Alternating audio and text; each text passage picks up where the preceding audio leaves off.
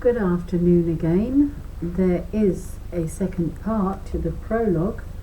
I've already read the book of Job 1 prologue, Satan tests Job, but there is a second part which I'm now going to do, or it's actually should be chapter 2 really.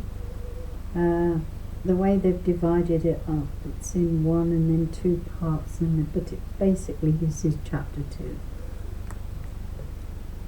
Another day, the sons of God came to attend on Yahweh, and Satan came with them too. So Yahweh said to Satan, "Where have you been?" "Prowling about on earth," he answered, "roaming around there." So Yahweh asked him, "Did you pay any attention to my servant Job? There is no one like him on earth, a sound and honest man, who fears God and shuns evil. He persists in his integrity still, who achieved nothing by provoking me to ruin him." "Skin after skin," Satan replied. "Someone will give away all he has to save his life. But stretch out your hand and lay a finger on his bone and flesh. I warrant you, he will curse you to your face." "Very well," Yahweh said to Satan.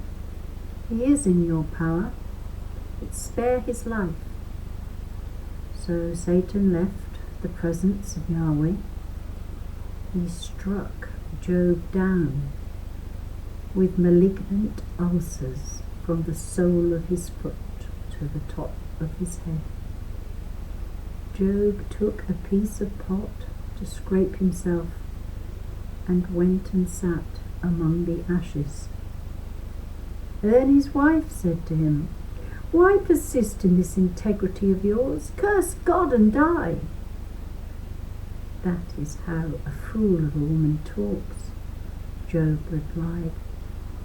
"If we take happiness from God's hand, must we not take sorrow too?" And in all this misfortune, Job uttered no sinful word. The news of all the disasters that had fallen on Job came to the ears of 3 of his friends. Each of them set out from home: Eliphaz of Teman, Bildad of Shuah, and Zophar of Naamath, and by common consent they decided to go and offer him sympathy and consolation. Looking at him from a distance, they could not recognize him. They wept aloud and tore their robes and threw dust over their heads. They sat there on the ground beside him for 7 days and 7 nights.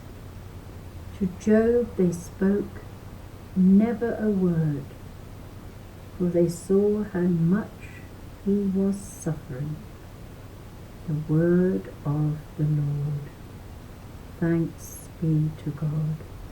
I think all of us who've ever suffered and are suffering and continue to suffer in some form or another can take comfort from those words, and the words that I've read already prior to this one. Because if Job, who was really dear to God's wonderful heart, allowed all those things to happen to him, there's a reason, and that is why we should be able to endure what we have to go through, and we ourselves know what we go through in our life. And I think we should read Job and take comfort from him, because it's helpful to know that such a good soul as that was allowed to suffer so much, so greatly, and still he didn't curse God. That's the part that I love the best. He never cursed God. He just accepted it humbly, without complaint, and even his friends had go at it. Yes, I love Job. I'll continue to love reading him till the Lord calls me home, because it's a wonderful book to read. Thank you for listening. God bless you all.